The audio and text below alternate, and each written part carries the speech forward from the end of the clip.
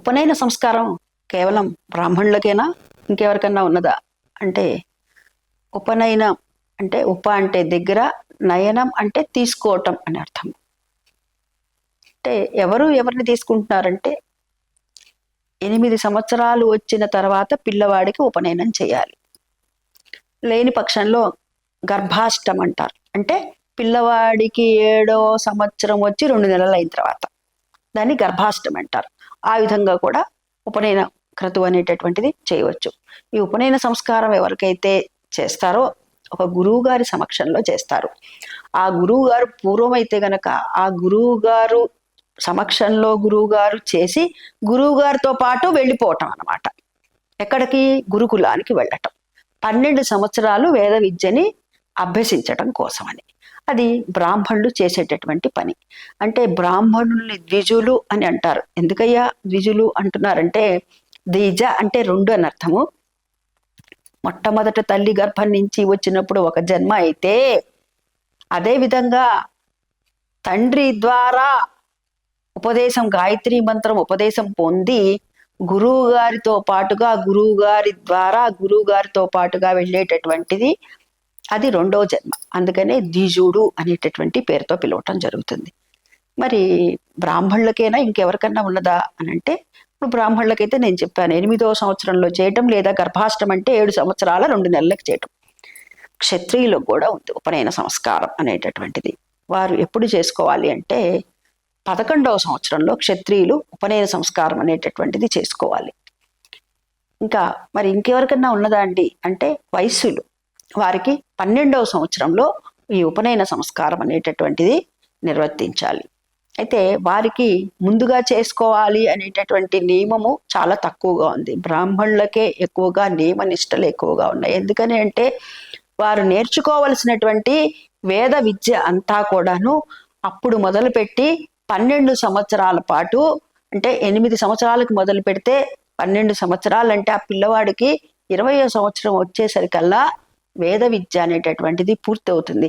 ఎప్పుడైతే నువ్వు వేద విద్య అనేటటువంటిది మొదలు పెడతావో, నువ్వు ఏ క్రతువు, యజ్ఞ ఆగాది క్రతువులన్నీ కూడా చేయటానికి నువ్వు అర్హుడు అవుతావు. గురువు గారి దగ్గరికి వెళ్ళినప్పుడు కూడాను గురువు గారికి దగ్గరికి వెళ్ళి గురువు గారికి సంబంధించినటువంటి పనులన్నీ కూడా చెయ్యటము. అదే కాదు, మొట్టమొదటిగా ఉపనయన సంస్కారం జరిగేటప్పుడు కూడాను అంతా అయిపోయిన అంటే 4 రోజులు ఉపనయనం చేయాలి. అయితే ఇవాళ కొంతమంది దగ్గర రేపు పెళ్లి అయితే ముందు రోజు ఉపనయనం చేసేటటువంటి పరిస్థితి కూడా కనపడుతూ ఉంది. ఇక ఉపనయన సంస్కారం ఉత్తరాయణంలో మాత్రమే చేయాలి, దక్షిణాయనంలో చెయ్యరు.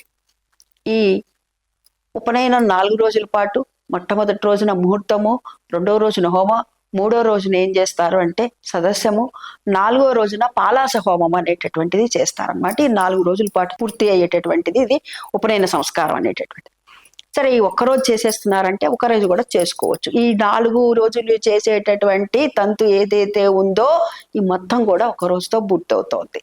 ఆ విధంగా కూడా చేసుకొని పంపిస్తున్నారు. అయితే వేద విద్య నేర్చుకునేటటువంటి వారు మటుకు 4 రోజులు ఖచ్చితంగా ఈ ఉపనయనం అనేటటువంటిది చేసుకోవాల్సిందే. అటువంటప్పుడు వారికి అర్హత అనేటటువంటిది కొన్ని వేద విద్యల్లో కూడా కొన్ని రకాలైనటువంటి వాటికి 4 రోజుల ఉపనయన సంస్కారము అయిందంటేనే వాళ్ళకి అర్హత ఉంటుంది. ఒకరోజు చేస్తే కొన్నిటికి మాత్రమే అర్హత, కొన్నిటికి ఉండదు. సరే, ఈ ఉపనయనంలో చేసేటటువంటి దాంట్లో ఏం చేస్తారు? మొట్టమొదటిగా మాతృభిక్ష అనేటటువంటిది పెడతారు. అంటే తల్లి చేత మాతృభిక్ష పెట్టించి అది అక్కడ చేయించినటువంటి పురోహితులు వారు, బ్రహ్మగారు ఎవరైతే ఉన్నారో వారికి ఇస్తూ ఉంటారు.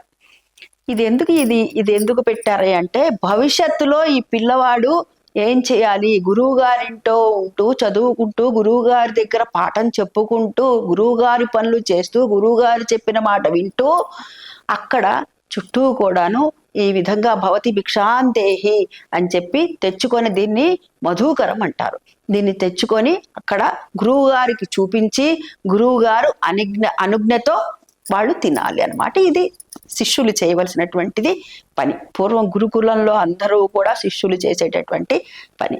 ఇక్కడ బ్రాహ్మణులు చేసుకోవాలి, క్షత్రియులు చేసుకోవాలి, వైశ్యులు కూడాను చేసుకోవాలి.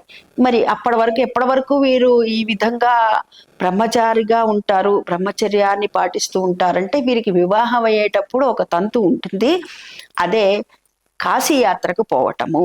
అక్కడతో పూర్తవుతుంది వీరి బ్రహ్మచర్యం. అక్కడి నుంచి ఆ తర్వాత నుంచి కాశీయాత్రకు వెళ్ళేటటువంటిది ఒక కార్యక్రమం అనేటటువంటిది పెడతారు. చక్కగా అది అయిపోయిన తర్వాత ఈ అబ్బాయి ఇంకా గృహస్థాశ్రమానికి వెళుతున్నాడు అని చెప్పి అక్కడ పురోహితుల వారు అక్కడ మంత్రపూర్వకంగా చెప్పించేటటువంటిది. ఇంకా బ్రాహ్మణులకేనా అంటే క్షత్రియులకి వైశ్యులకి కూడా ఉపనయన సంస్కారం అనేటటువంటిది, ఉపనయన క్రతువు అనేటటువంటిది ఉన్నది.